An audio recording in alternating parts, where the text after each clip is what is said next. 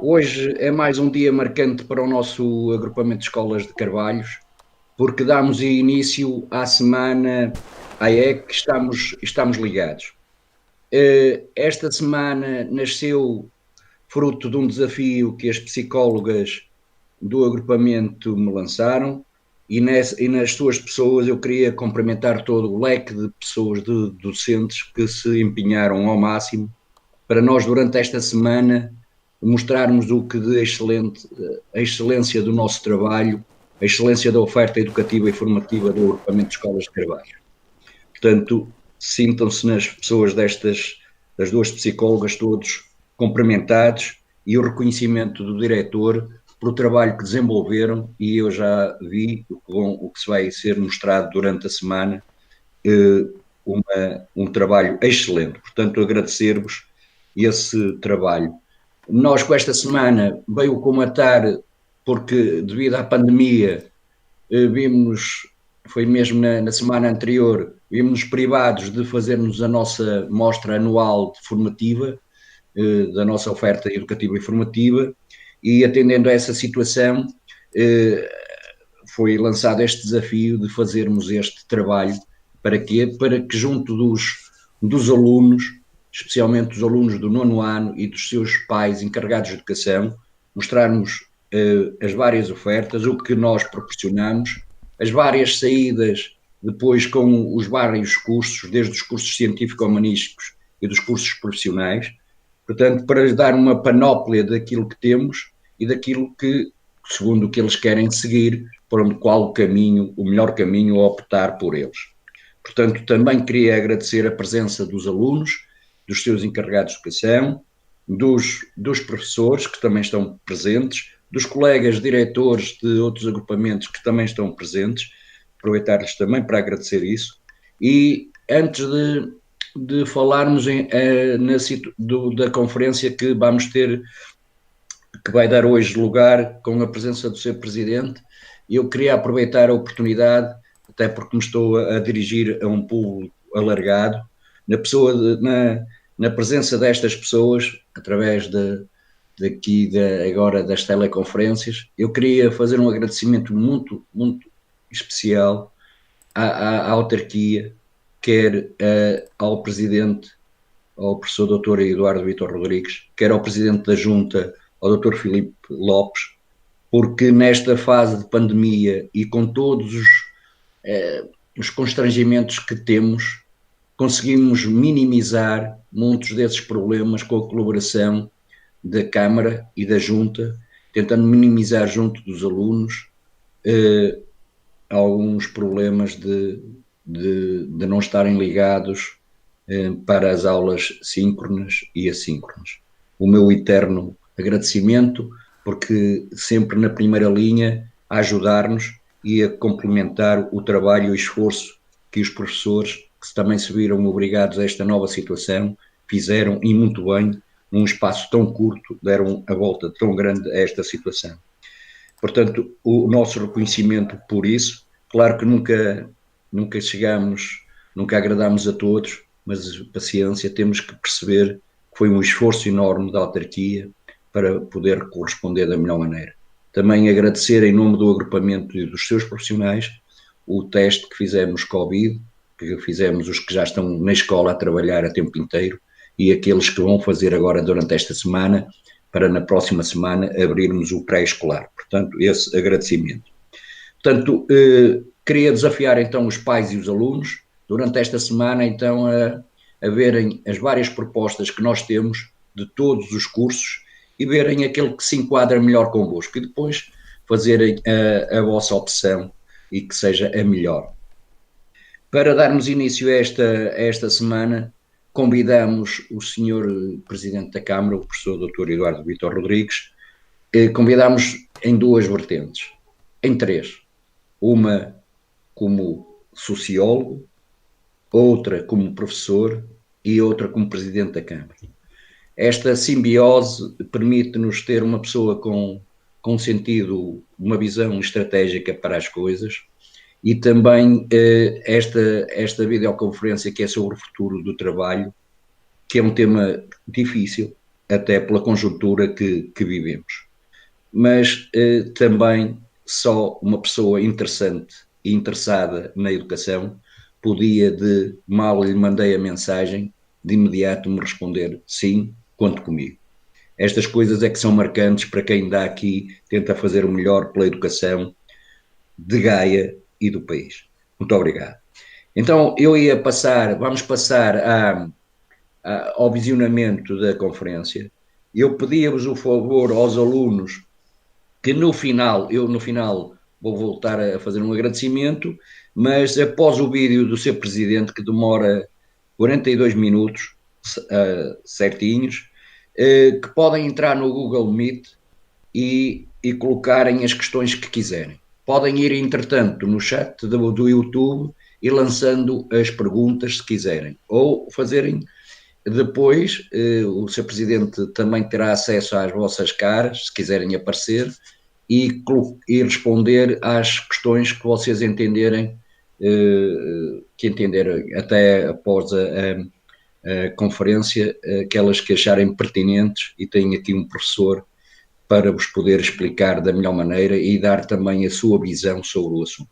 Portanto, vamos passar, sem mais demoras, à conferência do Sr. Presidente Eduardo Vítor Rodrigues.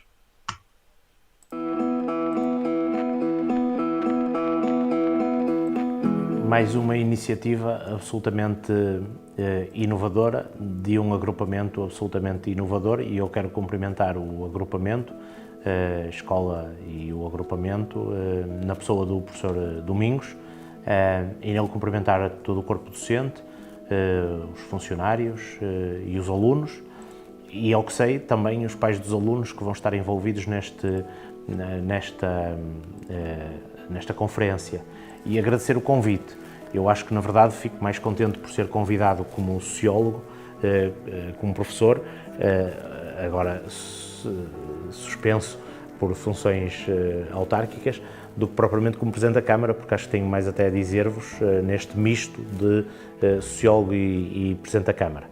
E, portanto, para tentar ao mesmo tempo não maçar, sabendo que as conferências têm este lado que, pelos vistos, os japoneses estudaram como sendo um lado que consegue reter a atenção das pessoas durante 7 minutos e não mais do que isso, e a bem pediram-me 30, e eu, tentando não ser maçador, organizei um conjunto de ideias que acho que neste tema que me propuseram, que é um tema absolutamente difícil e um tema rasteira neste momento da nossa vida coletiva, o futuro do trabalho. Porque há 3 meses atrás faria isto com alguma maior facilidade. Na verdade, algumas das tendências que nós há 3 meses atrás podíamos antever que fossem tendências do futuro, como o teletrabalho, em 3 meses rapidamente se tornaram uma realidade muito concreta da nossa vida coletiva. Por isso, acedendo com muito gosto e com muito orgulho e com um sentimento de partilha e de parabéns pela organização ao agrupamento, deixava-vos então algumas reflexões e depois, ao que sei, estaremos em linha para um debate que eu espero ainda mais esclarecedor do que o próprio monólogo. Bom, primeiro, a questão que se coloca sobre o trabalho e o futuro do trabalho levanta desde logo uma questão concreta, que é começarmos por definir o que é o trabalho. Eu admito que na percepção de todos nós esteja assumido que o trabalho é, em primeiro lugar, uma relação salarial, ou seja, uma relação em que um empregador, público ou privado, emprega em troco de um salário um trabalhador que, por sua vez, exerce funções para o primeiro. Este é o velho modelo que corresponde à lógica tradicional do trabalho. É verdade que nos últimos muitos anos, nas últimas décadas, foi surgindo um conjunto de novos modelos de trabalho. Estamos-nos a lembrar dos trabalhadores independentes, dos trabalhadores que não estão por conta de ninguém, a não ser por conta própria, mas também não têm uma empresa montada e, portanto, tributam a eles próprios. não tem uma relação hierárquica com ninguém, nem do ponto de vista de uma hierarquia superior ou de uma hierarquia inferior. Não são, portanto, nem patrões, nem assalariados, e trabalham, no fundo, com a volatilidade do próprio mercado de trabalho, eu diria por encomenda, numa lógica quase de sociedade unipessoal. Houve diversificação, por isso. Não estamos perante uma relação tradicional, o modelo da relação industrial, um modelo em que alguém trabalha e recebe em troca um salário. Isso é particularmente importante porque nos faz refletir sobre o que é que nós admitimos que seja o salário. Em condições normais, se olharmos do ponto de vista histórico, se olharmos para o século XIX, a relação salarial era uma relação de exploração, uma relação absolutamente desigual, em que os trabalhadores basicamente eram contratados por uma necessidade absoluta de rendimentos e assumiam esse trabalho dependente de exploração de si próprios, em troca de uma remuneração mínima, que era muitas vezes uma remuneração económica ou financeira, mas era muitas vezes uma remuneração económica em géneros. E, portanto, era por isso uma relação muito dependente. E esta dependência não era igual para todos. Esta dependência era muito maior nas mulheres, que tinham uma relação laboral ainda mais precária do que os homens. Aliás, é bom não esquecer que estamos perante uma relação que se institui em pleno século XIX, na altura em que o modelo de organização do trabalho é um modelo fordista, ou seja, um modelo de linha de montagem. Eu, se puder deixar uma sugestão, deixo esta sugestão que acho que é particularmente interessante, que é todos verem o filme Tempos Modernos do Chaplin. Não acredito que haja filme mais extraordinário para demonstrar o que é a relação laboral dessa época, enfim, Chaplin já no século XX, mas século XIX, inícios do século XX, e o que significou o Fordismo e o Taylorismo, a linha de montagem, e as consequências que isso tinha para o próprio trabalhador. Mas também há uma abordagem que temos que assumir fazer. É que o trabalho não é apenas uma relação salarial, do meu ponto de vista.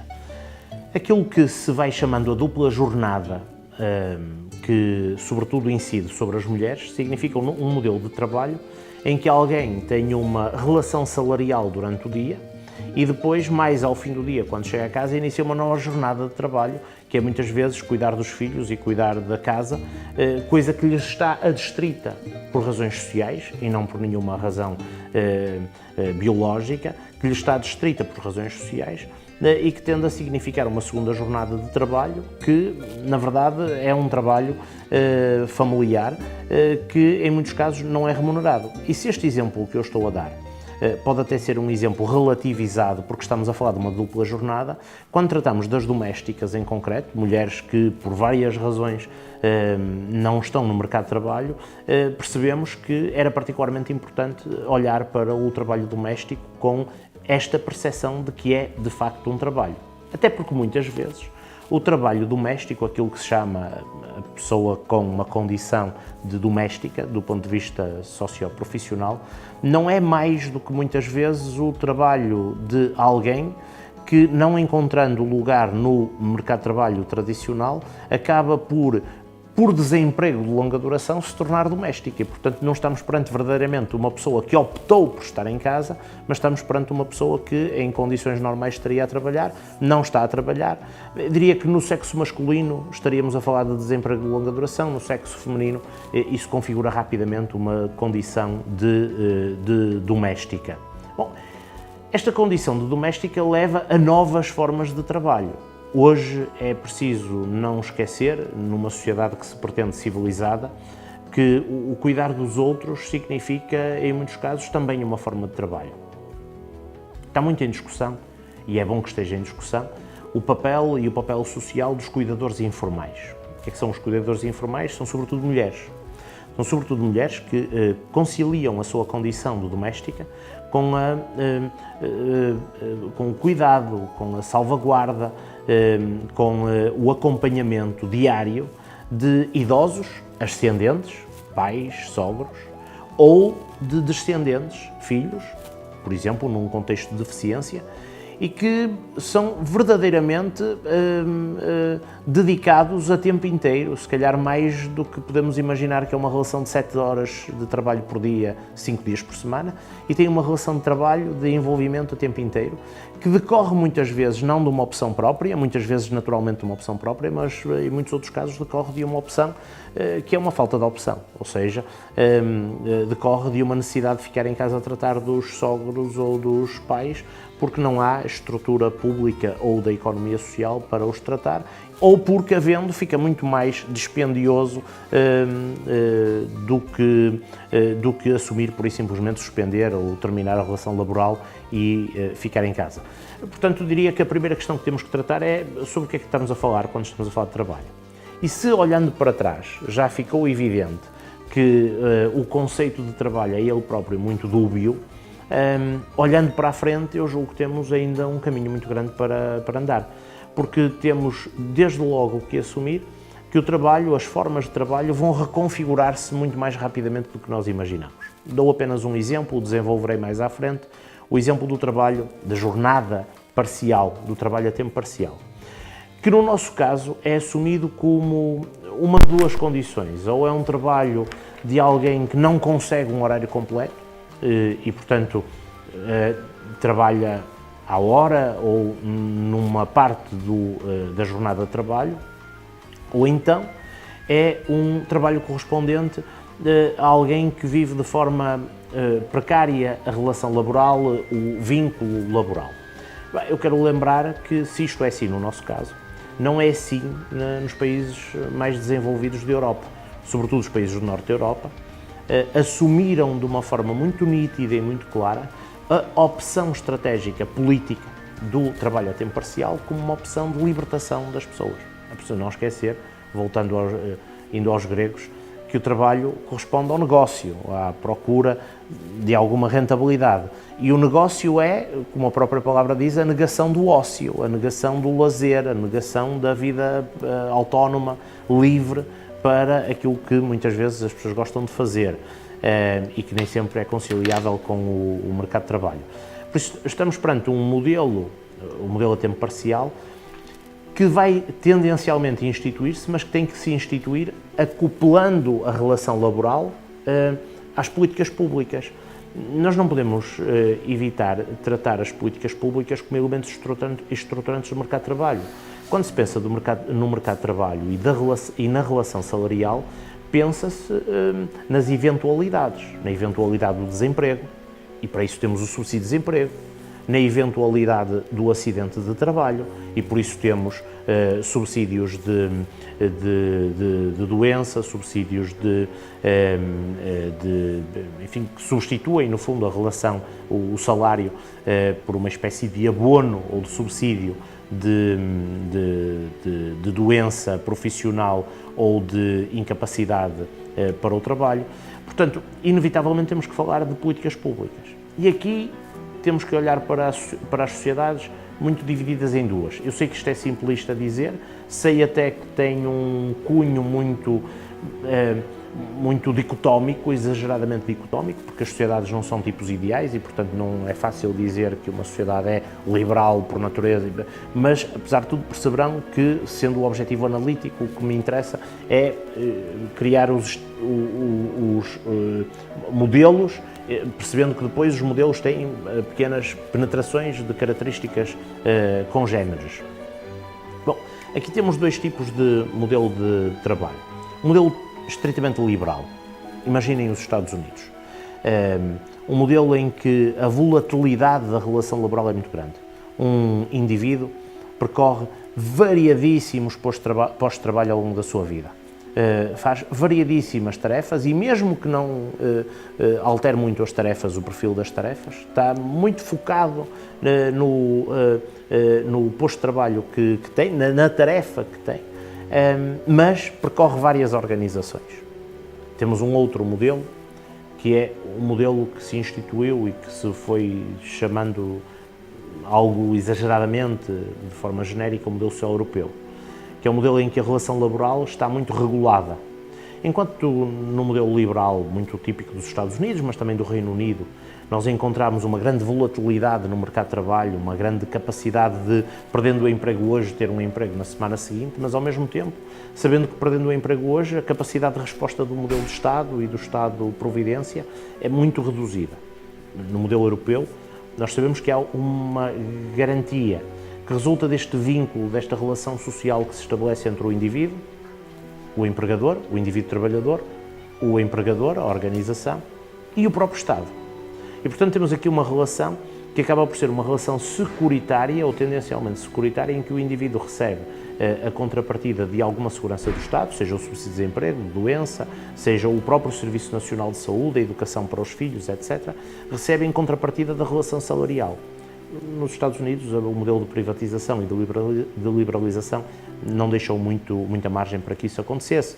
E, se me permitem o parênteses, olhando para o modelo atual que vivemos, o modelo que a sociedade, o contexto atual, com este tempo Covid que nos tem interpelado a todos, nós percebemos muito bem que nos Estados Unidos a ausência de um serviço público de saúde atirou para o caixote do lixo muitas franjas da sociedade, e é verdadeiramente para o caixote do lixo, porque se repararem, eles não chegam a sair da berma da estrada e a procurar no caixote do lixo a sua alimentação. E, portanto, nós não podemos atirar para o caixote do lixo o ser humano. E este modelo liberal tem esse problema, é de se monetarizar excessivamente, de se focar excessivamente na componente salarial. É verdade que o tipo de descontos e o volume de descontos é muito menor. Nós estamos a falar de níveis de descontos na ordem de pouco mais de 20% nos Estados Unidos, comparativamente com cerca de 50% na Dinamarca ou na Finlândia. Ou seja, é imaginar uma pessoa que ganha 2.000 euros a deixar 1.000 euros de descontos ou a deixar apenas 200 ou 300 euros de descontos. É muito diferente naquilo que diz respeito ao fim do mês. Mas quando alguém tem uma perna partida, um cancro ou um problema grave para resolver no hospital, acontece muito aquilo que temos visto acontecer na realidade e não na efabulação, que é, apesar de tudo, termos um sistema de saúde que nos enobrece, e este modelo Covid mais uma vez veio demonstrar que a generalidade dos países da Europa estavam relativamente bem preparados para este embate, ou temos um modelo de saúde em que cada um aparece com o título do seguro de saúde que paga aquilo que estiver estipulado. Eu também, mais uma vez, a jeito de sugestão, lá vos aconselharia a verem um filme extraordinário, filme documentário, de um realizador norte-americano, Michael Moore. O filme chama-se Psycho. É um filme sobre o Serviço Nacional de Saúde norte-americano, ou a ausência dele, e uma das partes é particularmente curiosa, sendo absolutamente verdadeira, parece anedótica para nós que estamos neste modelo social europeu. É o momento em que um carpinteiro, na sua tarefa profissional, corta 2 dedos na guilhotina, e quando chega ao hospital para reconstituir, o hospital diz-lhe que vai ter que optar porque só pode mesmo reconstituir um dedo porque o seu seguro de saúde só dá para isso. E, portanto, estes dilemas são absolutamente inacreditáveis para o modelo europeu, mas estão a acontecer. E noutros países nem sequer há serviço público de saúde para resolver o assunto. Bom, lá, sem querer desvendar o fim do filme, lá direi que o carpinteiro opta por reconstituir o anular, exatamente porque diz que dessa maneira pode continuar a usar a aliança de casado. Mas para perceberem que estamos perante um modelo de trabalho que já não é apenas um modelo de trabalho, é um modelo de organização social. E por isso, eu voltando ao título, quando falarmos do futuro do trabalho, eu tenho dúvidas de que possamos continuar a falar do futuro do trabalho sem nos inquietarmos com o futuro da sociedade e o futuro do modelo social que nós queremos. Porque, na verdade, o futuro do trabalho na Europa será se nós quisermos uma sociedade liberal, onde cada um safa-se, onde cada um depende dos recursos que tem? Ou será outro modelo, se nós assumirmos que somos responsáveis uns pelos outros e que no limite pode acontecer a cada um o que tantas vezes acontece, que é passarmos uma vida inteira a descontar para a segurança social ou para a saúde e nunca termos uma baixa ou nunca termos uma doença. E dava vontade de chegar ao fim deste tempo de trabalho e dizer, bom, então devolva-me o dinheiro que eu não o gastei. Mas nós, quando pagamos os impostos para a saúde ou para a educação ou para o que for, porque não pagamos religiosamente para aquilo, pagamos os impostos num pacote global, pagamos na perspectiva de uma comparticipação, de uma lógica de coesão social, de uma lógica de envolvimento na vida coletiva, sabendo que em muitos casos não vamos beneficiar dos impostos que pagamos, mas isso faz parte da nossa relação solidária, da nossa relação social, de coesão e de uma sociedade que se pretende o mais igualitária, talvez seja um termo muito ortodoxo, mas enfim, o mais coesa possível. Bom, depois no que diz respeito a este modelo de sociedade, temos claramente duas opções. Eu sei muito bem que, na generalidade dos raciocínios, nós olhamos para as políticas públicas como políticas de conjuntura. Explicando, quando a crise económica é forte, nós tendemos a achar que não há forma de sustentar o modelo social. Não há forma de sustentar o serviço de saúde, não há forma de sustentar a educação, é tudo muito caro e necessita tudo muitos impostos. Mas é nessa altura que as pessoas precisam. É nessa altura que um desempregado precisa que o filho não pague a escola, que tenha os livros gratuitos, que possa almoçar. É nessa altura em que nós precisamos mais das políticas públicas. E tantas vezes, quando nós precisamos mais das políticas públicas, as políticas públicas fogem, dizendo que estamos em crise. E depois há esta coisa um bocadinho contraditória, que é, nos momentos de crescimento económico, as políticas públicas reforçam-se, mas é nessa altura em que também, de alguma forma, nós sentimos menos a necessidade, porque temos mais relação laboral, mais salário, mais capacidade de resposta.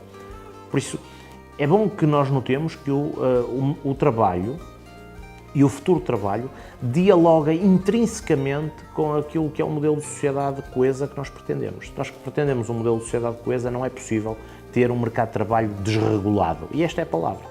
É saber se queremos um futuro do trabalho regulado ou um futuro do trabalho desregulado. Há muita gente que diz, bom, se eu tiver um mercado de trabalho desregulado, eu ganho mais. Bom, sobre isso não há dúvidas. Ganha mais no fim de cada mês, mas se tiver um problema grave seu ou de um familiar, não vai ter capacidade para suportar, com aquilo que ganhou mais no fim de cada mês, as consequências do seu... Basta imaginar o que significa um tratamento para uma dessas doenças novas, cancerígenas ou outras, quanto é que isto custa.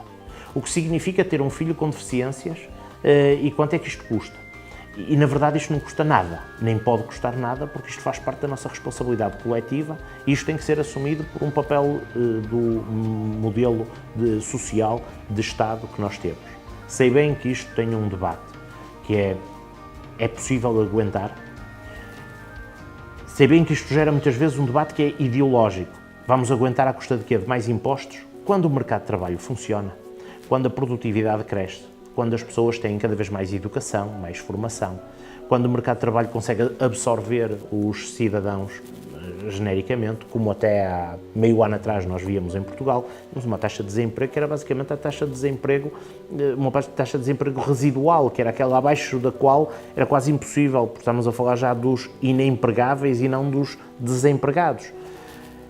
Percebo que a certa altura seja difícil olhar para isto e assumir que prefiro ganhar menos, mas ter mais segurança no meu futuro. Este debate não é apenas um debate da saúde, este debate é também um debate das reformas.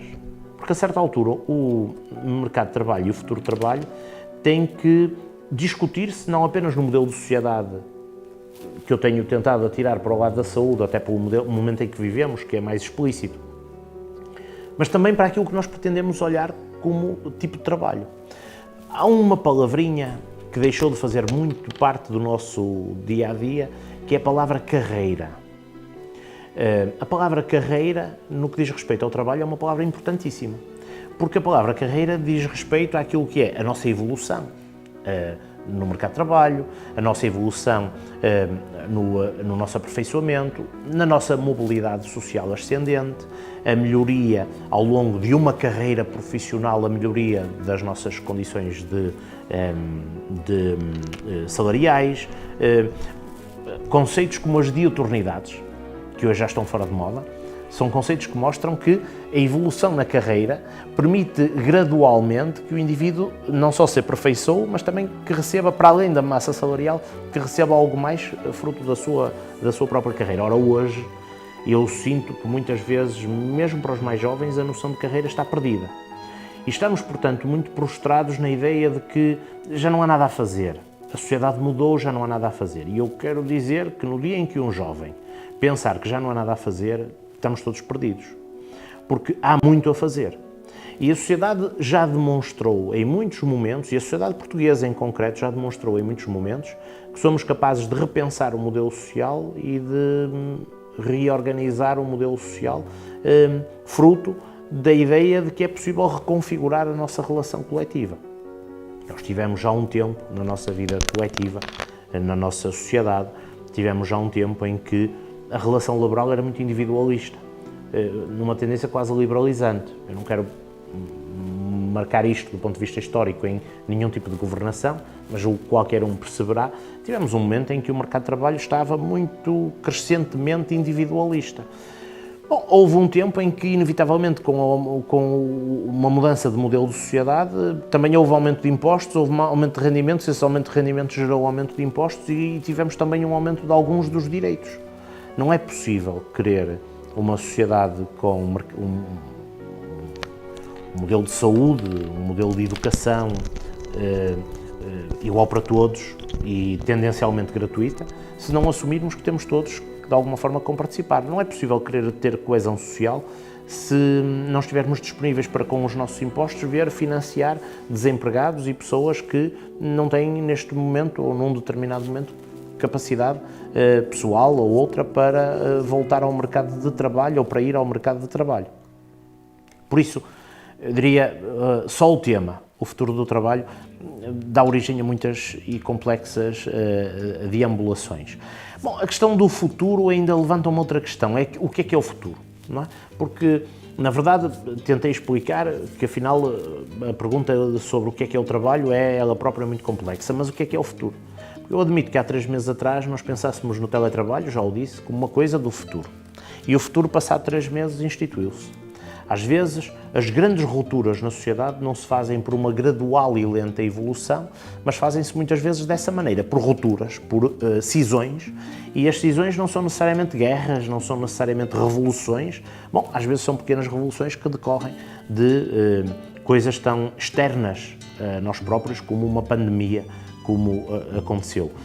Estou absolutamente convencido, quer para o mercado de trabalho, como quer para a escola, o modelo do teletrabalho que se foi instituindo é irreversível.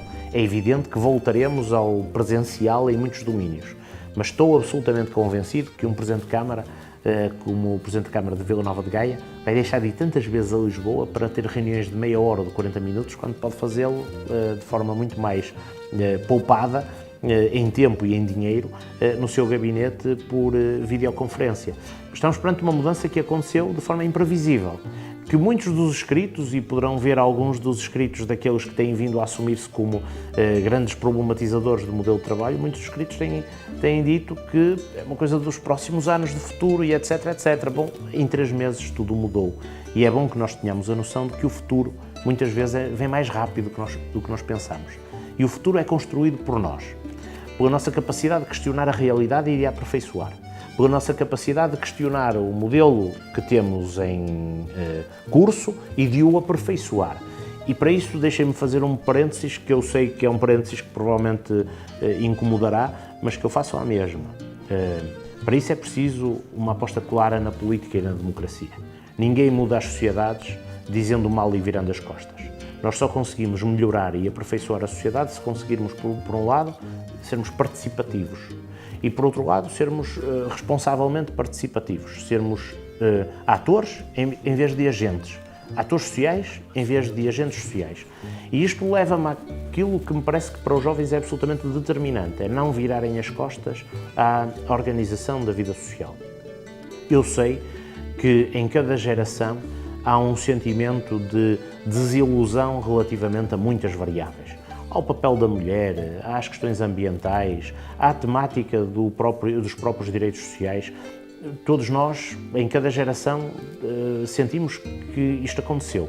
Mas também tenho a certeza absoluta que em nenhum momento como hoje foi importante que cada um tomasse consciência da sociedade, aprofundasse o conhecimento que tem sobre a sociedade para poder sobre ela intervir, de facto, e não intervir de opinião. E de uma opinião que muitas vezes encontra nas redes sociais apenas um escape momentâneo e sem qualquer consequência. Neste contexto do futuro do trabalho, há uma série de questões que têm que ser levantadas. Estamos perante um trabalho que vai ser cada vez mais flexível? Se é assim, isto significa que flexibilizamos horários e flexibilizamos modelos de trabalho e também flexibilizamos salários e direitos? Porque se flexibilizarmos salários e direitos, eu tenho a impressão que vamos no mau sentido. Porque a flexibilização do mercado de trabalho não pode corresponder à fragilização do vínculo social. Estou, aliás, convencido, e estou a falar para jovens, sobretudo para jovens que ambicionam entrar no mercado de trabalho, que não pode deixar de ser, que ninguém se sente tão parte da sociedade que não seja numa relação laboral. Duas pessoas a ganharem igualmente 1.000 euros, uma a ganhar 1.000 euros num trabalho, numa relação laboral, e outra a ganhar 1.000 euros de um subsídio estatal qualquer, subsídio de desemprego, rendimento mínimo, outra coisa qualquer, os 1.000 euros são os mesmos. Mas o sentimento de pertença, o sentimento de filiação, o sentimento de participação, o laço social é muito mais forte nos 1.000 euros que trabalha do que nos 1.000 euros que recebe os subsídios sociais. E mesmo quando estamos perante aquela velha história da acomodação, etc., o raciocínio mantém-se.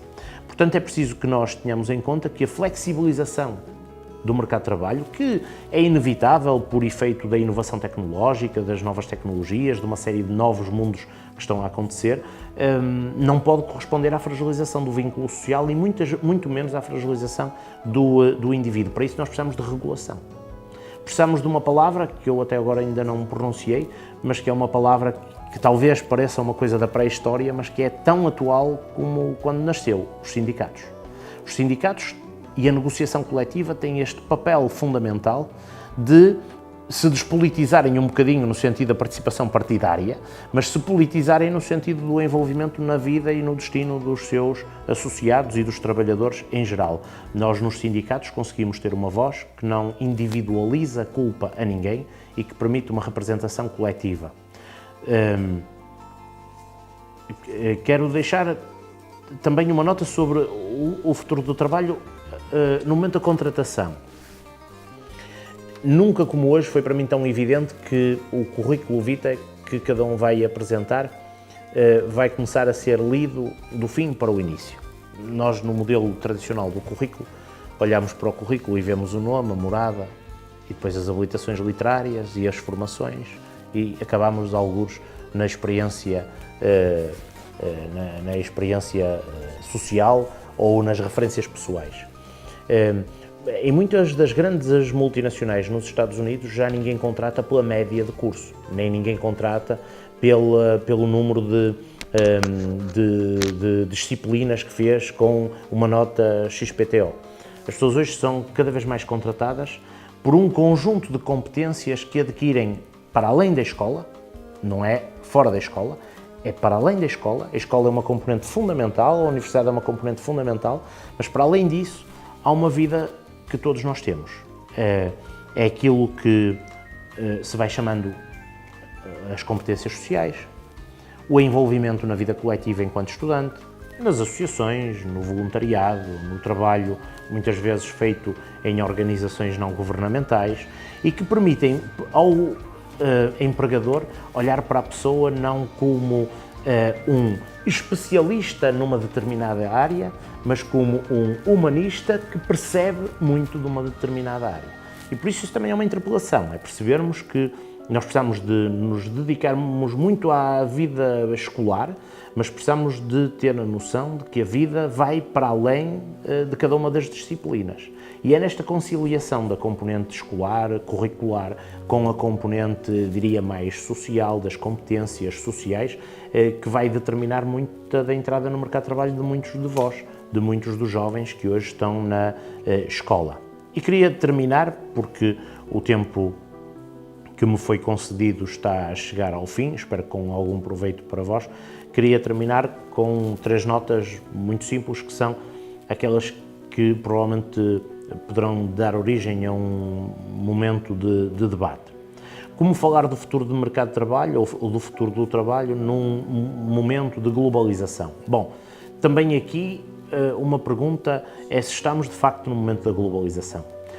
Estaríamos no momento da globalização quando a internet fazia de nós muito próximos e continua a fazer, quando viajávamos de um lado para o outro com muita facilidade, quando rapidamente estávamos num país europeu e fazíamos um programa Erasmus com muita facilidade e quando muito rapidamente procurávamos trabalho nos Estados Unidos ou no Brasil, ou um norte-americano ou um brasileiro procurava trabalho na Europa. Eu tenho a impressão que também aqui o momento Covid, este novo coronavírus, nos levanta algumas dificuldades. Aquilo que era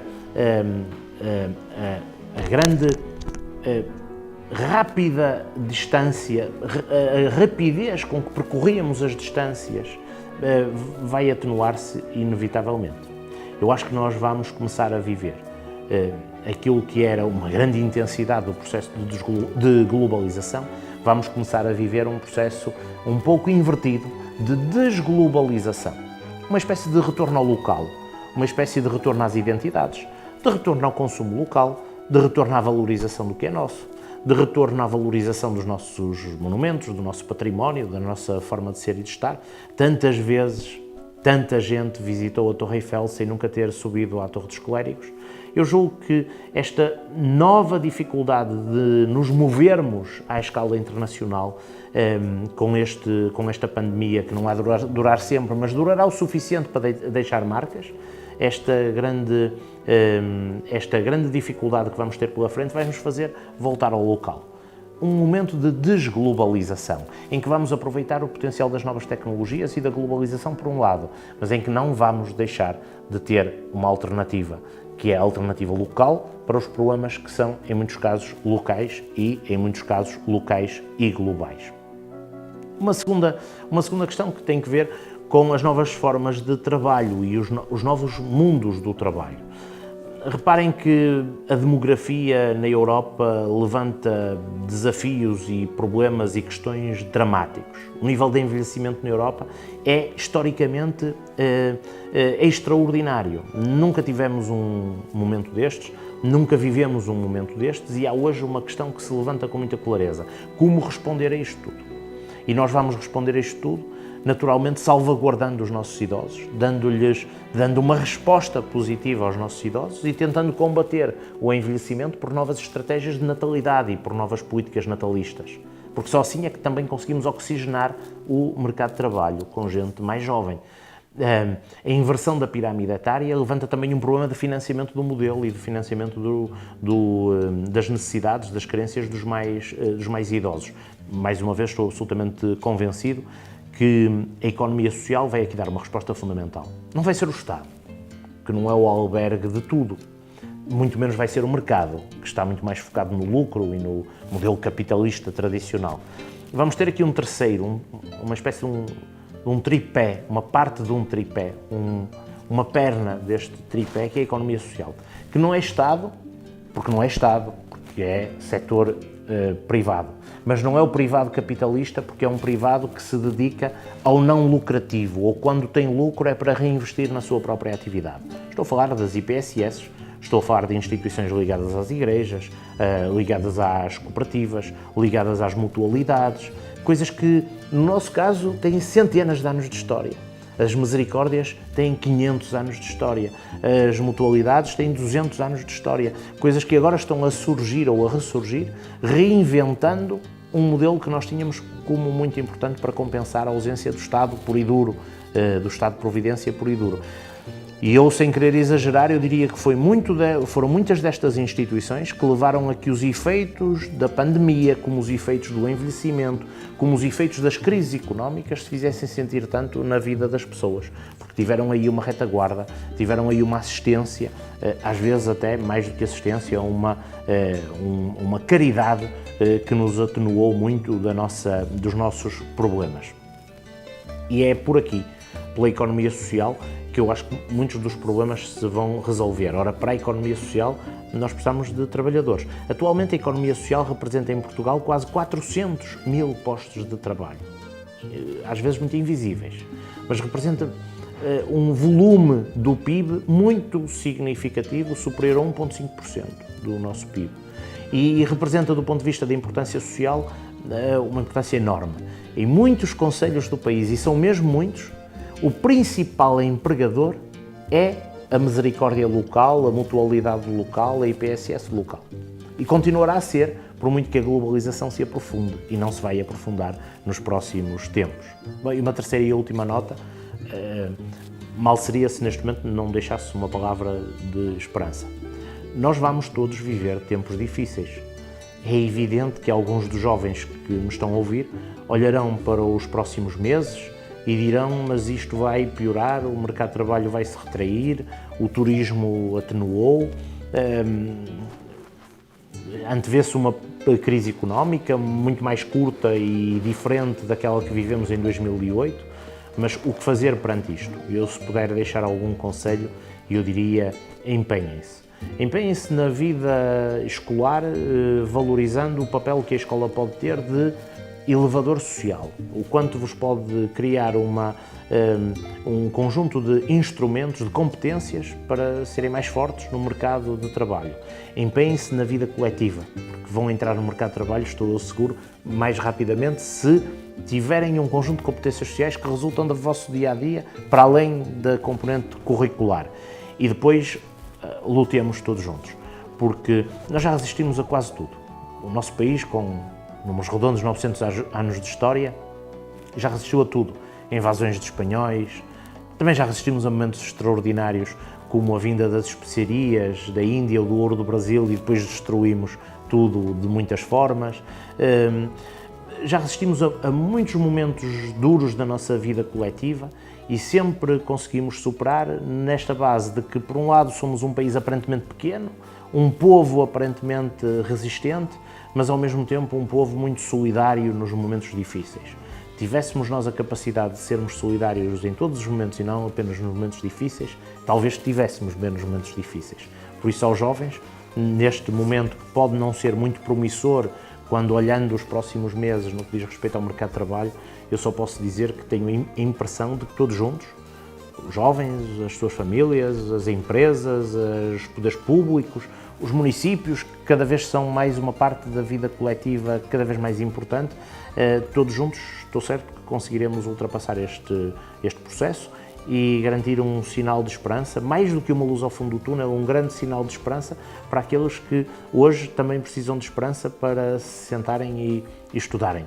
Até para estudar é preciso motivação e que a motivação seja um sentido futuro e uma esperança no futuro é o que eu desejo a todos. E às famílias que não desistam da escola, que não desistam do papel da escola pública, porque vale muito mais deixar um investimento social feito nos filhos e na escola e em toda a sua componente complementar do que numa conta bancária, porque os euros, se ainda existirem euros daqui a uns anos, os euros rapidamente se desvalorizam. E aquilo que vocês estão a deixar aos vossos filhos na escola e no investimento que estão a fazer, com muita dificuldade seguramente todos, o investimento que estão a fazer, esse é talvez a herança mais extraordinária de que os vossos filhos se vão lembrar para sempre. Parabéns à escola e obrigado.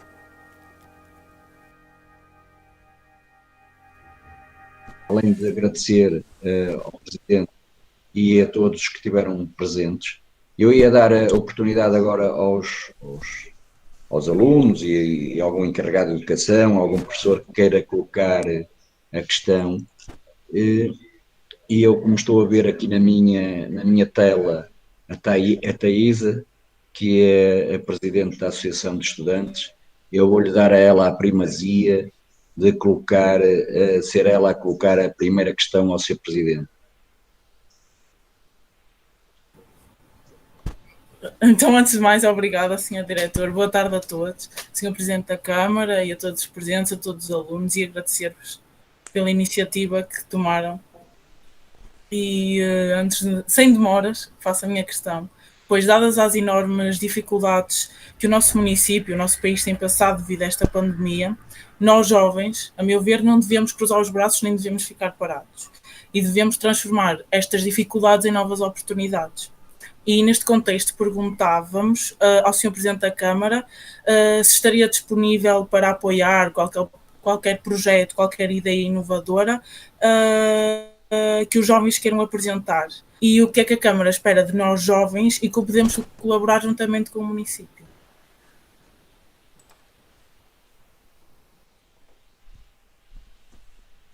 Estou a ver também a Catarina Gondar aí na tela. Catarina, queres colocar uma questão? Aproveita que depois o Sr. Presidente acaba por responder a mais de uma. Boa tarde, Catarina. Olá, boa tarde. Sim, eu sou do nono ano e eu para cursos ainda não tenho nenhuma dúvida, mas tenho dúvidas em que se no 10º ano, quando tivermos aulas, vamos ter assim, ou por videoconferência, ou vamos ter já aulas presenciais.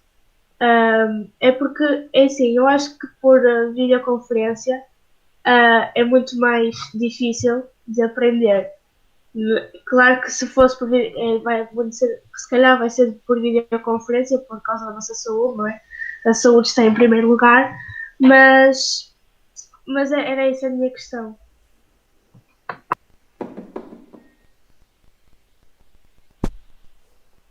Não sei se mais alguém, se tivesse mais alguém para fazer alguma questão, se não pedia ao Sr. Presidente para... Eu tenho uma questão, Sr. Diretor. Então, faz favor. Eu queria perguntar quais são os projetos futuros da Câmara para dar... Diz-me o teu nome, que o Sr. Presidente não sabe o teu nome. Desculpe.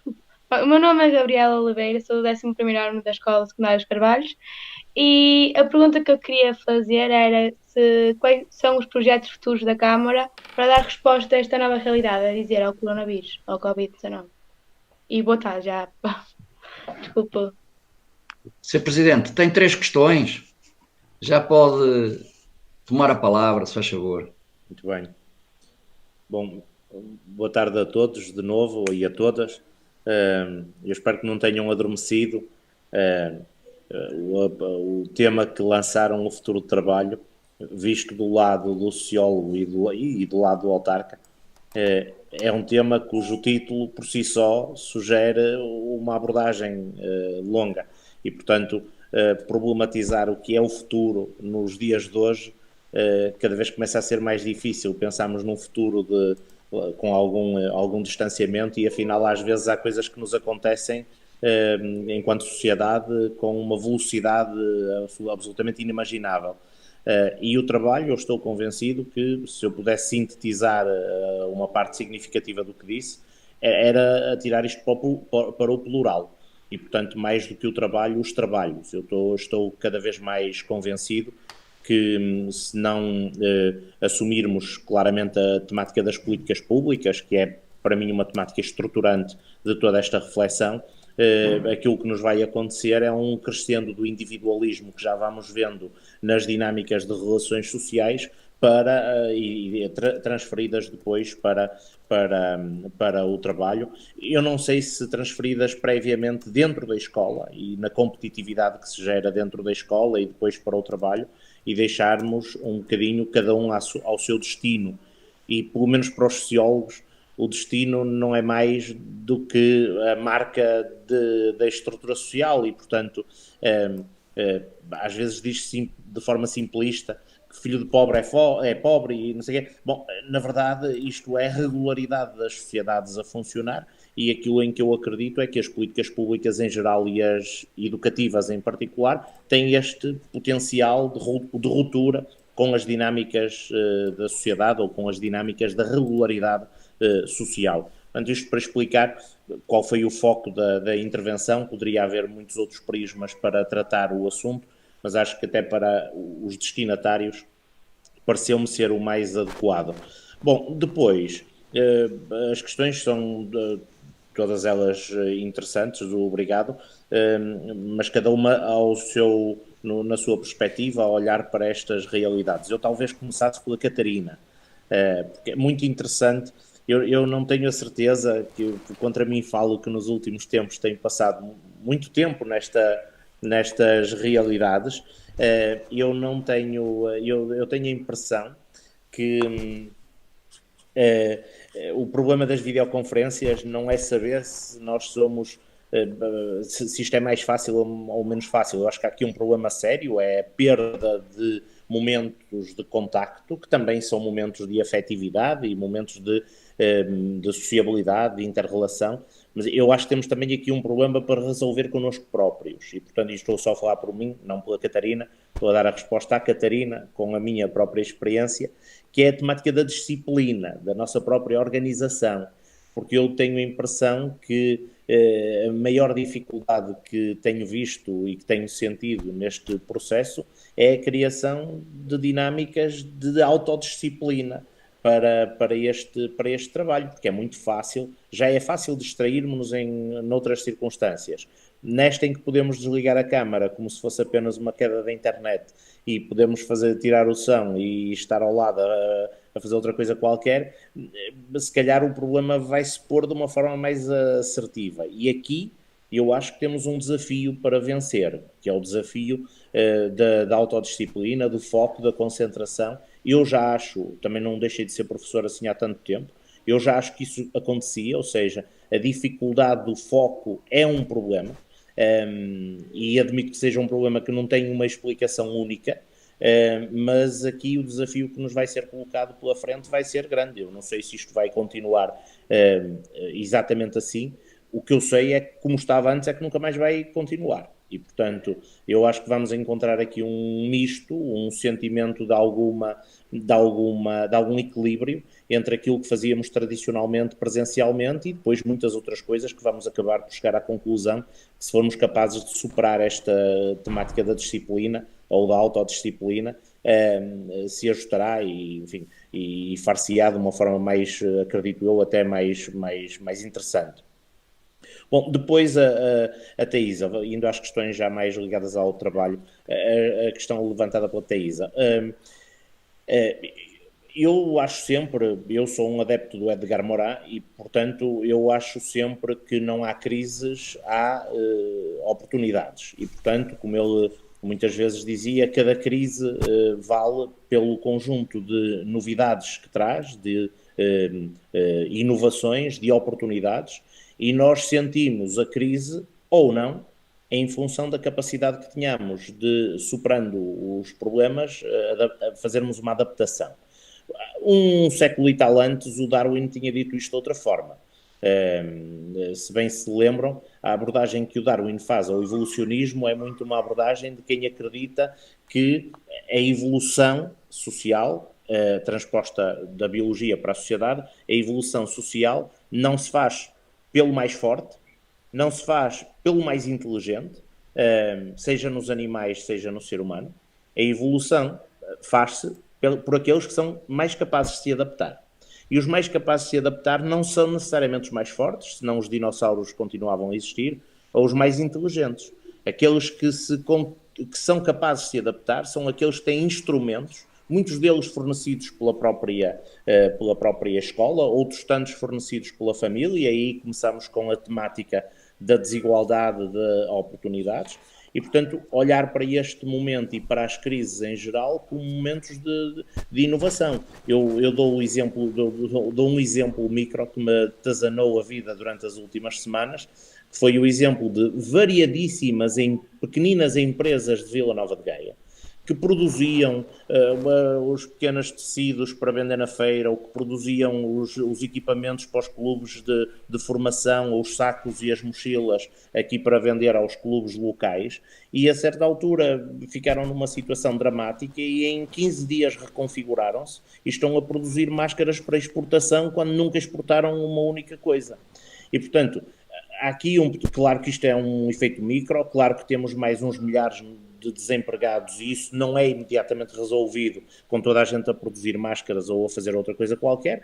Agora, há aqui um equilíbrio que temos que assumir entre, por um lado, a capacidade empreendedora, por outro lado, a capacidade que nós tenhamos de motivar políticas públicas para ajudar este processo.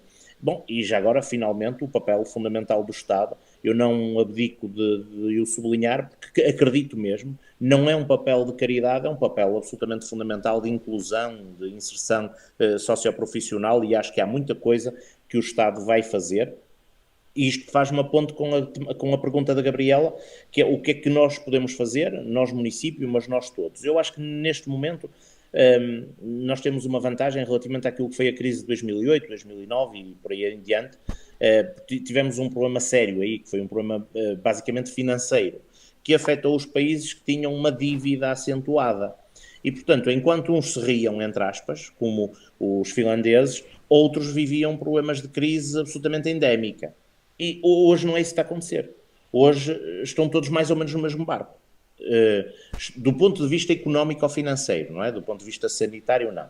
Está tudo mais ou menos no mesmo barco. E aqui nós vamos, aquilo que vai distinguir a capacidade que a Europa tenha de resposta, e muito do que nós fizermos num município, neste ou noutro, num Estado em Portugal ou noutro Estado europeu, vai ser também muito o produto do que a Europa refletir. Nós hoje temos uma situação em que parece haver algumas lacunas de lideranças, mas apesar de tudo, quando nós nos comparamos em termos europeus, quando nos comparamos com o que vai acontecendo nos Estados Unidos ou o que vai acontecendo no Brasil, nós no fundo percebemos que afinal não é a mesma coisa ser liderado pelo Trump ou ser liderado pelo Bolsonaro ou ser liderado pelo Pedro Sánchez, para não falar no caso português, não interessa. Portanto, é bom que percebamos que estamos perante um retorno da política. E o retorno da política, do meu ponto de vista, vai implicar que façamos ressurgir o velho princípio instituído no início dos anos 90, na Conferência do Rio, pela Organização das Nações Unidas, que foi o princípio fundamental da Agenda 21. Eu acho que toda a gente conhece a Agenda 21 por aquele princípio do pensar global, agir local, e depois não conhece mais nada da Agenda 21, mas a Agenda 21 é muito mais do que esse princípio. E uma das consequências que a Agenda 21 nos deixa é a responsabilidade coletiva num contexto relativamente individual, num contexto relativamente local. Eu sei quanto isto é difícil de explicar no tempo da globalização, mas também na conferência anterior tentei demonstrar que a globalização já foi mais globalização do que aquilo que é ou do que aquilo que vai ser. Por isso, as respostas, nós tivemos basicamente 3 tipos de resposta. Uma resposta imediata do ponto de vista sanitário. Essa resposta foi absolutamente articulada com o hospital e sobretudo com o hospital, depois com as entidades sanitárias de saúde pública, que foi uma resposta muito imediata e que teve que ser uma resposta muito imediata nos lares de idosos. Bom, não esquecer, depois isto é uma escala, não é? Em Gaia nós temos 59 lares de idosos, uma população superior a 2.500 pessoas e, portanto, uma necessidade imediata de atender a isto. Lá se foram os princípios ideológicos. Portanto, tínhamos que atender aos lares públicos, entre aspas, que não há lares públicos, aos lares da economia social, das IPSS financiados pelo Estado, como aos privados. Não houve distinção, nem podia haver, porque o que estava em causa não era saber se o lar era público ou privado, é saber se tinha lá pessoas. E a pessoa não é pública nem privada, é uma pessoa. E depois tivemos uma segunda fase, que foi a fase da resposta mais estruturada, setorial, o que tínhamos que fazer na área da educação, o que tínhamos que fazer na área da proteção civil, da segurança e do espaço público.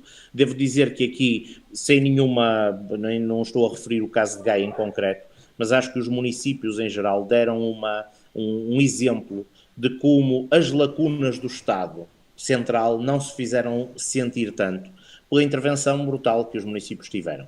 Vocês vejam que na altura o Lisboa tinha níveis muito reduzidos comparativamente com o Norte, tinha níveis muito reduzidos de infectados. E, no entanto, foi por lá que começaram a fazer os testes e foi lá que chegaram os aviões com os ventiladores. Ninguém percebeu aquilo, não é? E, portanto, os municípios, muitas vezes, mais do que em reação, em compensação, acabaram por ser, em muitos casos isso aconteceu, acabaram por ser o porto-abrigo das pessoas, das instituições. Bom, e agora estamos numa terceira fase, que é a fase da atividade económica.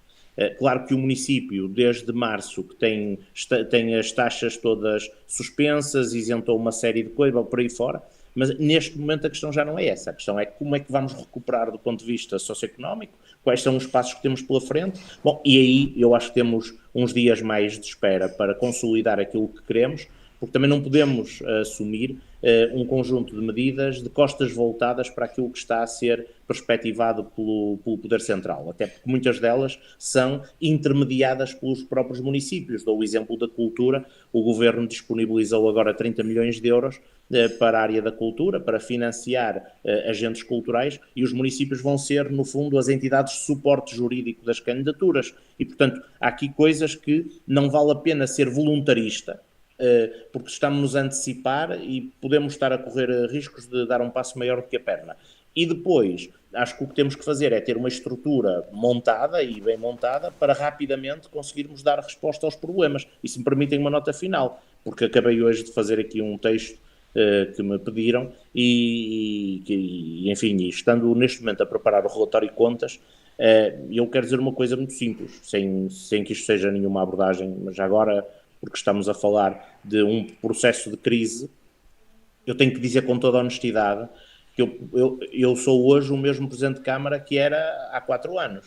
Mas se isto tivesse acontecido há 4 anos atrás, eu tinha tido um muito péssimo desempenho. Não sei se tive um muito bom agora, mas há 4 anos tinha tido um muito péssimo desempenho. Porque não vale a pena ter apenas uma grande vontade de querer fazer coisas, se depois vocês olham para o cofre e, além de estar vazio, o que lá tem de papéis são as dívidas. Felizmente, os municípios que mais conseguiram dar um sinal foram os municípios que têm uma situação económica ou financeira estabilizada. E nós hoje conseguimos ombrear com municípios como o Porto ou como Matosinhos, para falar daqueles que mais têm tido uma presença forte neste processo Covid, e fazemos-lo com a tranquilidade que, por um lado, temos uma situação económico-financeira de tesouraria, portanto, imediata, relativamente tranquila, e, por outro lado, temos crédito na banca para fazer um suporte adicional àquilo que aí vem, que não vai ser fácil, e que é a intervenção do município nos domínios do mercado de trabalho.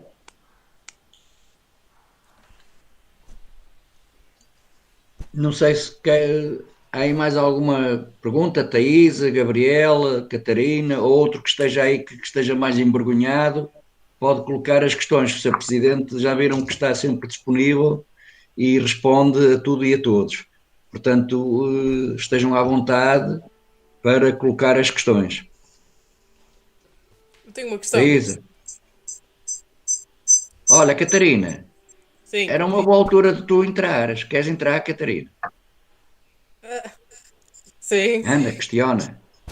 Então, tendo em conta o investimento na área da ciência e na investigação científica, em Portugal não há muito investimento na área da investigação científica. Eu queria perguntar ao Sr. Presidente o que é que ele espera em termos de mercado de trabalho nessa área e apoio da Câmara.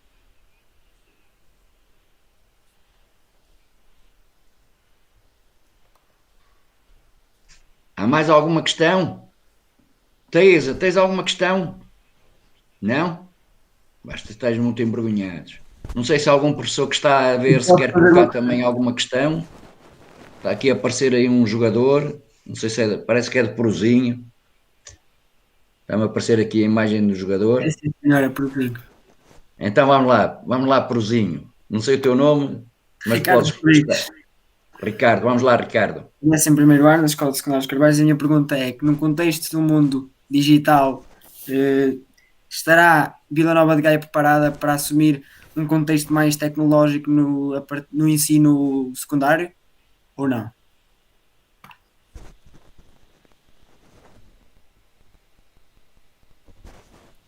Obrigado, Ricardo. Não sei se há mais alguém que queira colocar alguma questão. Já temos duas questões aí de fundo. O Sr. Presidente, se puder pronunciar. Sr. Posso Presidente. contar com o Sr. Engenheiro? Ai, o Sr. Presidente, faz favor. Antes de mais, dar os parabéns ao Jair Domingos, ao agrupamento, aos alunos e à disponibilidade do Presidente da Câmara, ao Eduardo Teu Rios, para estar connosco. E eu não consegui apanhar a conferência toda, não sei se foi abordado, mas queria colocar uma questão. Fico contente pela capacidade financeira da Câmara, é sempre bom para as juntas de freguesia ouvir essas boas notícias do município, mas queria colocar uma questão do teletrabalho. Efetivamente, muitas empresas encontraram uma solução no teletrabalho. A minha questão é se o teletrabalho veio para ficar, não nos moldes, se calhar atuais, não nos moldes do estado de emergência, mas se o teletrabalho, na sua opinião, se veio para ficar e irá ser um instrumento quando isto passar, quando o Covid transformar-se em passado, se o teletrabalho irá permanecer em moldes diferentes, mas se irá ser uma nova ferramenta para as empresas contratarem recursos humanos. Obrigado. Sr. Presidente, temos aqui 3 questões. Tivemos aqui também a presença do Sr. Presidente da Junta, que já lançou a rede para mais uns financiamentos, mas já agora dava-lhe a palavra, Sr. Presidente. Muito bem. Agora a capacidade financeira da Câmara para os próximos tempos tem que ser reforçada e, portanto, temos que limitar as transferências para as juntas de freguesia. Por isso, fica tranquilo. Bom, falando sério, indo às questões da forma mais direta possível.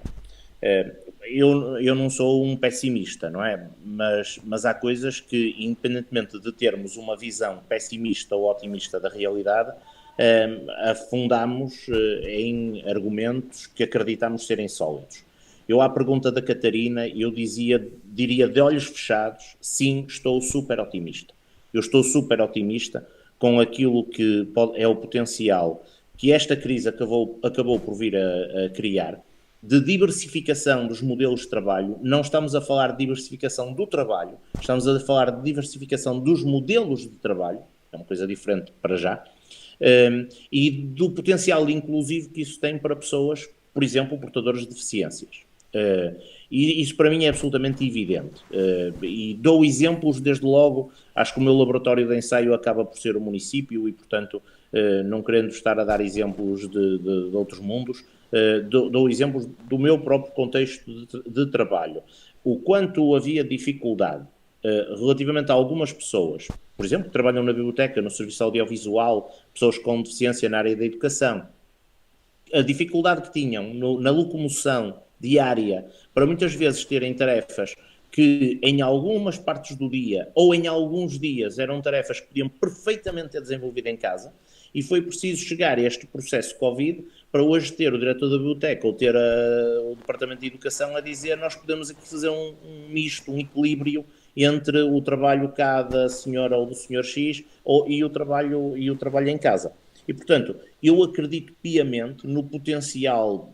Claro, parece esquisito se descontextualizarmos esta afirmação, parece esquisito eu dizer isto, que o Covid trouxe coisas positivas. Não trouxe coisas positivas, trouxe mudanças. E algumas delas vão ser mudanças que vão ficar e que têm um lado de melhoria de algumas condições de exercício de trabalho e de exercício de vida.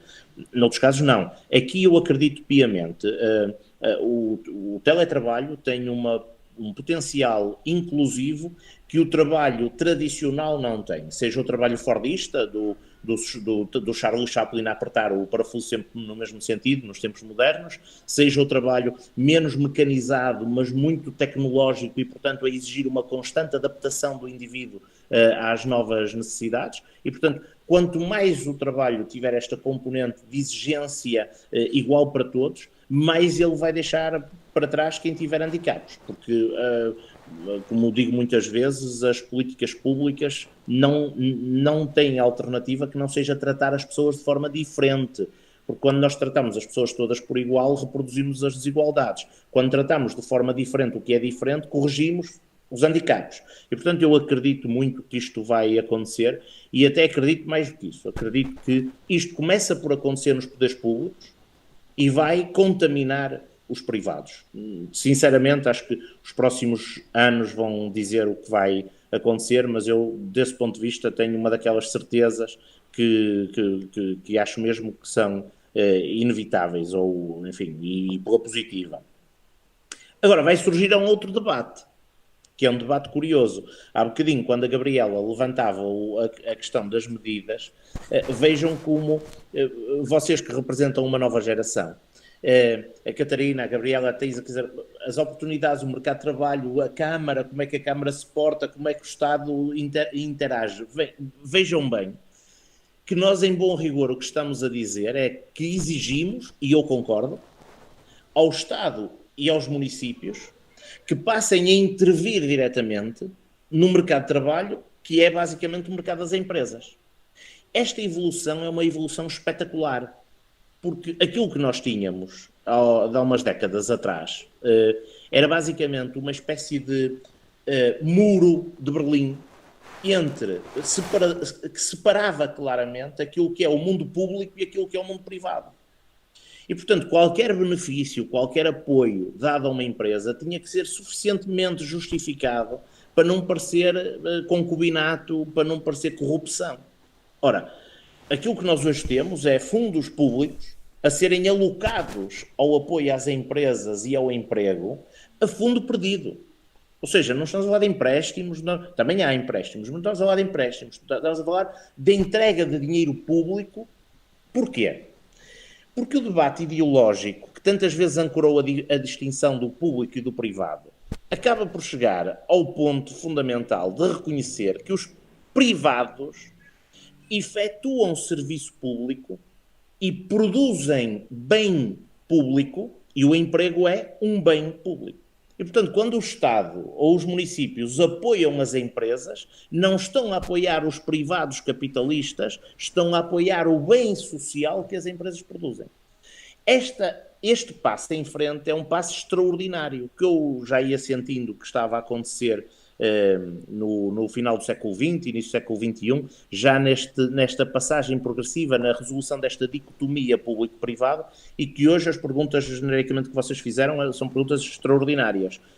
A única coisa que eu espero é que estas perguntas e este posicionamento não sejam posicionamento de circunstância, porque nós temos que acreditar nas virtualidades deste modelo, com Covid ou sem Covid. Ou seja, a capacidade de inovação de muitas das empresas, eu vou falar das norte-americanas, porque são aquelas que têm mais sempre visibilidade, mas podia falar do mundo alemão no setor automóvel ou outros tantos. Muitas dessas inovações que nós atribuímos às empresas começam com inovações que são pagas a peso de ouro pelos fundos públicos nas universidades ou nos centros de investigação. E, portanto, hoje já não é assim, na Google já não é assim, a Apple já não é assim, mas é bom não esquecer que elas começam numa estratégia, entre aspas, pública, por acaso até num país que não tem muito esse hábito, começa numa estratégia pública e num modelo de organização. Ora, para ir ao concreto e para tentar responder ao concreto, porque acho que depois o Ricardo sistematiza este debate na expectativa que tem ou na questão que tem sobre o tipo de abordagem que vamos ter pela frente e o tipo de resposta que vamos ter pela frente, eu diria, os municípios vão ter um papel decisivo. Vão fazer coisas como organizar ou reorganizar o território para a localização de empresas.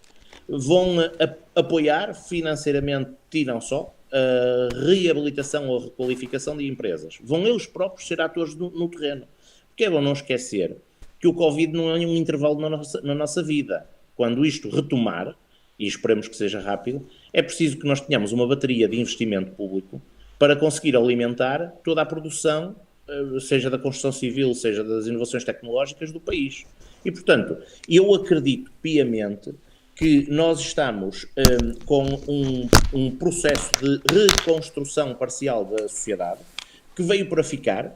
O Sr. Presidente da Junta há bocadinho levantava a questão, veio para ficar, não nestes moldes, mas num equilíbrio virtuoso entre o exagero que era no passado, das 9 às 5, e o exagero que passámos a ter durante estes 2 meses, que é basicamente fazer tudo através do computador ou através do telemóvel. Eu acho que descobrimos um novo mundo para a escola, para o mercado de trabalho, e esse novo mundo tem N potenciais, incluindo de inclusão. Depois a questão dos municípios, que o Ricardo coloca. Eu tenho que dar duas respostas, sim e não. E explico-me. Se esta pergunta estiver a ser feita ao Presidente da Câmara de Gaia, eu responderei tranquilamente sim. Ou seja, um município como Gaia não só tem potencial, como tem a obrigação de, no dia em que assumir as responsabilidades até o 12º ano, como sabem, os municípios, a esmagadora maioria dos municípios portugueses têm responsabilidade no JI e no primeiro ciclo, a partir daí é com o Ministério da Educação, mas há neste momento um processo de descentralização em curso, que vai agora ser adiado mais um ano, mas até 2022, com este adiamento passou de 21 para 22, até 2022 vai passar tudo para os municípios. Ora, o que é que eu direi? Como Presidente da Câmara de Gaia eu digo, venha e venha rápido. Traga o envelope financeiro que nós necessitamos, porque nós vamos ser capazes de fazer pela escola, pela tecnologia da escola, pela coesão social na escola, muito mais do que faz o Ministério da Educação. Agora, também com a mesma clareza eu tenho que dizer que se não houver um Ministério da Educação ativo, o país vai passar a estar a duas velocidades. Porque a Câmara, vou dizer à sorte, que me desculpem, a Câmara de Freixo de Espada à Cinta ou da Alfândega da Fé não vai ter os mesmos instrumentos, os mesmos meios e as mesmas capacidades de resposta que tem a Câmara de Gaia, de Matosinhos ou de Lisboa, ou de Sintra. E, portanto, eu ao Ricardo tenho que dizer, enquanto Presidente da Câmara de Gaia, não só tenho a convicção, como tenho o regozijo de dizer, passem, mas rapidamente as competências, que eu estou convencido que o município faz melhor do que faz o Estado. Porque em termos locais, de conhecimento da realidade, de descentralização, venham elas que nós cá daremos boas respostas. Faremos aquilo que começámos a fazer originalmente a partir do município, sem nunca bater à porta do Estado, e depois o Estado é que veio atrás. Começámos a meter tecnologia no primeiro ciclo, com os quadros virtuais, não foi política pública nacional, foi política pública municipal. Os livros escolares, os pequenos almoços no primeiro ciclo, por aí fora. Quando chegarmos ao secundário, isto vai se impor. E vai se impor porque nós percebemos que a educação vai ser um fator de diferenciação na própria competitividade regional. Agora, repito o que disse, se não tivermos cuidado, à custa deste otimismo do Presidente da Câmara de Gaia, de Matosinhos, ou do Porto, ou de Sintra, ou de Lisboa, vamos estar a esquecer uma série de realidades que não vão ter a mesma capacidade de resposta e que vão atirar territórios que já são territórios, não vou dizer excluídos, mas desfavorecidos, para um processo de maior desfavorecimento ainda.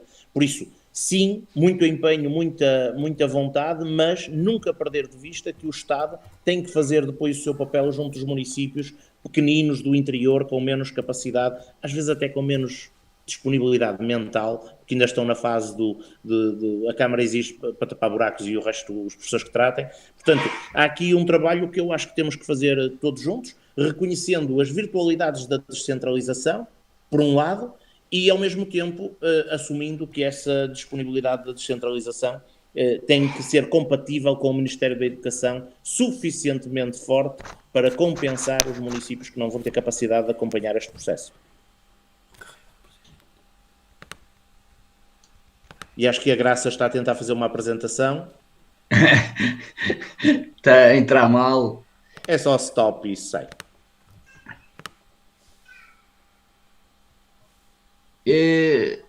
Eu sei que, entretanto, elas estavam a mandar aqui mensagens.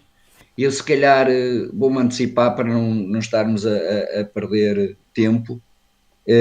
Este tempo é um bocadinho de graça, porque quando começarem a cobrar estas videoconferências, aí é que vai ser pior. Exatamente. Mas ela colocava aqui uma questão que eu acho pertinente, e ela, como também elemento da Associação de Pais, do agrupamento, que tem a ver um bocadinho, até face a esta pandemia, como é que está previsto o apoio às crianças com necessidades especiais e as próprias terapias quando recomeçam, e também a nível de as crianças, e nós começamos a sentir isso, algumas dificuldades até na própria alimentação. Nós estamos também fizemos um pedido de levantamento, uma triagem fina para algum caso, para nós e também depois, se calhar, conciliar, quer com a Junta, quer com a Câmara, vermos algum caso de alguns alunos que possam estar a passar por necessidades alimentares. Portanto, isso preocupa-nos, e também se a autarquia, eu acho que já deu um grande passo a nível de apoio informático aos alunos. Eu quer dizer, já imaginava que a Graça ia pôr perguntas difíceis, eu estava aqui a tentar excluí-la da reunião, mas ela resolveu o problema com umas mensagens. Ora bem, falando sério, mas ao mesmo tempo respondendo de uma forma muito... As perguntas da Graça são a demonstração do que eu acabei de dizer. Reparem, o que é que os municípios vão fazer pela deficiência e pelas tecnologias e por mais não sei o que é. Eu, se quisesse dar uma resposta tecnocrática, eu dizia: os municípios não têm responsabilidades neste domínio. E a verdade é que não têm. Por muito que seja doloroso dizer isto, a maior parte dos municípios em Portugal não fizeram nenhuma cedência de computadores. Ou a maior parte não fez nenhuma cedência de computadores. Não andam a distribuir sinais de internet, hotspots. Portanto, é bom que nós tenhamos conta, e isto preocupa-me. Eu tenho, pelo menos, eu tenho orgulho no município de Gaia. Mas o orgulho que eu tenho é também um orgulho de preocupação, porque a maioria, e notem o que eu estou a dizer, a maioria dos municípios não tem ou vontade ou capacidade de intervenção a este nível. Vocês tiveram exemplos de municípios como Matosinhos, como Cascais, Sintra, dando exemplos até de partidos diferentes, não é uma questão de partidos. Mas é bom não esquecer que em todo este processo, desde a deficiência até os computadores, os municípios tinham zero de responsabilidades. Tirando o primeiro ciclo, aí é evidente. E aquilo que nós fizemos foi assumir um bocadinho aquele papel do tripé do Estado de Providência que há bocadinho falava, que eram as instituições de solidariedade social, foi reconhecer que nas crises, como não nas crises, nós só podemos ir longe trabalhando em rede. E, portanto, não adiantava estar aqui a berrar contra o Ministério da Educação, porque não punha cá não sei o quê. O que adiantava era darmos todas as mãos e seguir em frente. Eu acho que isso faz de nós um povo extraordinário, é nas crises dar as mãos. Como eu disse na conferência, só tenho pena é que também não sejamos suficientemente astutos a dar as mãos, mesmo em muitos momentos fora de crises. Mas nas crises nós somos bons. Perdemos o primeiro jogo e damos a volta ao resultado a seguir. Portanto, nós somos, desse ponto de vista, extraordinários. Mas era importante começar a perceber, e não é para valorizar Gaia, é começar a perceber que esta não foi a tendência do país. Há milhares e milhares de alunos que nem sequer se lhes pôs a pergunta se precisavam de internet, onde ter tido um diagnóstico da escola que depois, olha, ninguém lá chegou. E, portanto, o papel que os municípios têm e esta resposta à deficiência ou às deficiências e aos computadores como exemplo, mostra bem aquilo que eu há bocadinho dizia. Eu acredito muito no papel dos municípios. Eu acredito muito que antes de tapar buracos ou fazer coisas XPTO da treta na obra pública, a primeira missão do município é cuidar, é tratar das dimensões imateriais, das dimensões sociais, educação, saúde. Agora está bem, agora as pessoas acham bem. Mas é bom não esquecer que se alguma coisa esta crise pandémica nos trouxe foi a revalorização da escola e do Serviço Nacional de Saúde. Porque nós aqui há uns tempos atrás víamos muito bem dizer que os médicos não sei o que dão consultas não sei onde, o Serviço Nacional de Saúde é uma droga, os professores são estes, as escolas não sei o quê, e os privados é que são maravilhosos. Eu acho que esta crise veio voltar a pôr no centro do debate o papel fundamental da saúde pública e da escola pública.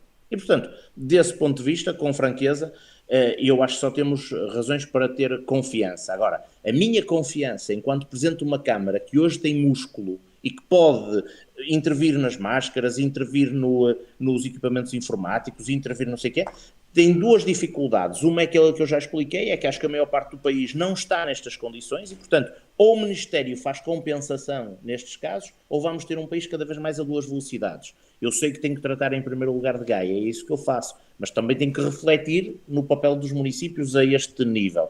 E depois, também não posso deixar de dizer que também aqui é preciso valorizar as boas contas. Eu ouvi muitas vezes, quando falava das boas contas, ouvi muitas vezes pessoas a dizer-me: eu não quero saber das contas da Câmara para nada, porque não sou eu que devo nada. Olha, mas é você que deve, porque olha, está a pagar mais impostos desnecessariamente, tem obras megalómanas, misturadas com maluqueiras, e tem pouca capacidade de intervenção no domínio social. Eu acho que hoje as pessoas já perceberam que a realidade financeira de uma instituição, seja uma Câmara, seja o que for, é músculo para capacidade de intervenção. E voltaram a valorizar o papel das boas contas, das contas certas.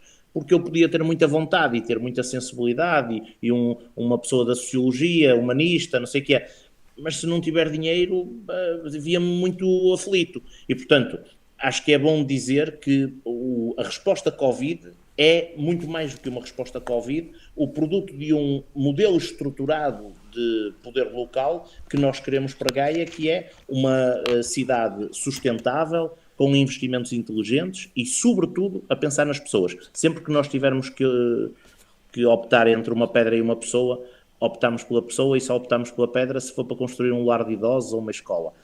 Por isso, o nosso papel vai ser cada vez mais reforçado, mas não pensem que isto vai ser o que vai acontecer na generalidade do país. Não pensem, porque a maior parte dos municípios não tem capacidade para muito mais do que para pagar salários. Sr. Presidente, eu queria que o senhor acabasse despedindo-se das pessoas, mas antes de lhe dar a última palavra para fecharmos isto, já vai, nunca é longa, eu estar a ouvi-lo é sempre um prazer, mas dizer o seguinte, quando eu pelo menos o meu ego já está maior, quando diz aí saiu em defesa da saúde pública, da escola pública, e eu que também tento todos os dias lutar pela escola, no meu caso, na escola pública, queria-lhe agradecer também essa referência à escola pública e saber o reconhecimento que tem pela educação e pela escola pública.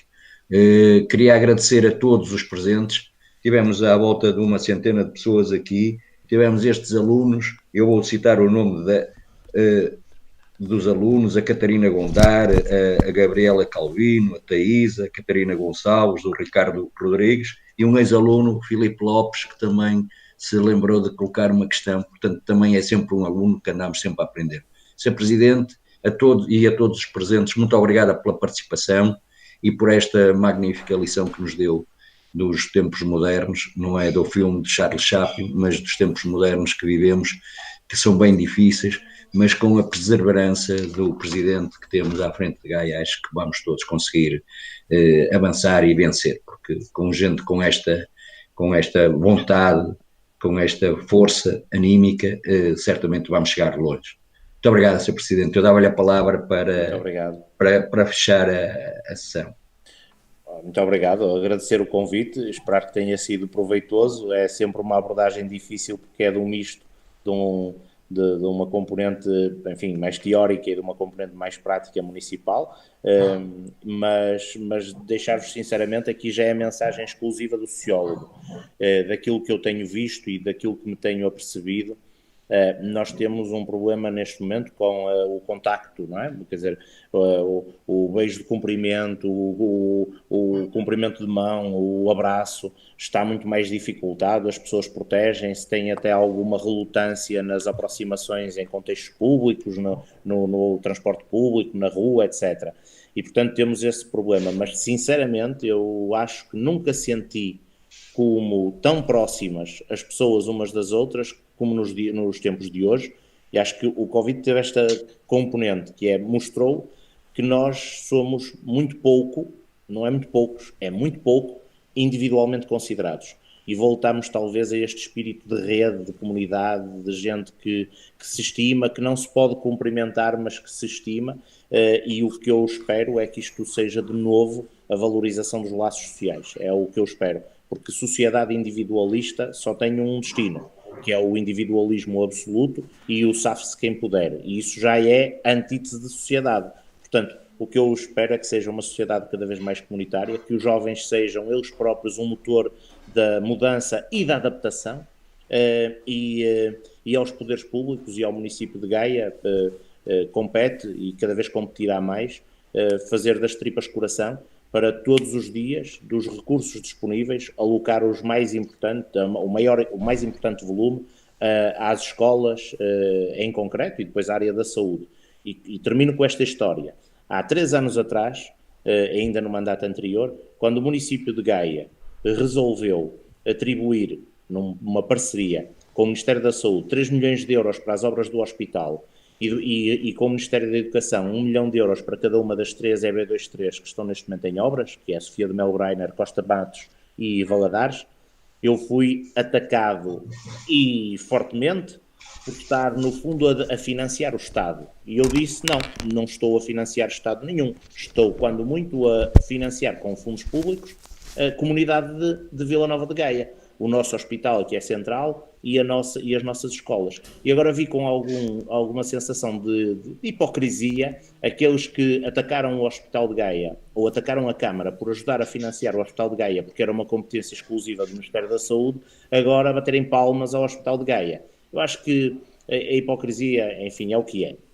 Mas esta historinha eu tinha que deixar. E depois temos as outras duas. Eu acho que o professor Domingos ainda guarda uma fotografia sem saber porquê, mas eu acho que temos todos, nos próximos poucos tempos, de curta duração, teremos todos uma grande boa notícia para a vossa escola. Mas lá está, depois arranjem maneira de se cotizarem todos e de me oferecer um cartão, como é que se chama? Um colete antibala. Ofereçam-me um colete antibala, porque se vier a ser um investimento maioritariamente pago pelo município, como vai acontecer, não vai faltar gente a dizer que eu devia gastar o dinheiro a asfaltar ruas e a fazer não sei o quê, que estou a gastar dinheiro em responsabilidades do Estado. Como eu acho que o Estado somos todos e que o dinheiro é todo público, prefiro gastá-lo em responsabilidades do Estado do que gastá-lo mal gasto. Um abraço para Boa todos, noite, Sr. Presidente. Eu já vou hoje começar a cortar a chapa para lhe fazer o colete. Esteja descansado, que não vai ser atingido. Obrigado a todos os alunos, a todos os professores, a toda a gente, ao Presidente também da Junta que está presente, a todos interessados por este tema. Uma vez mais, muito obrigado.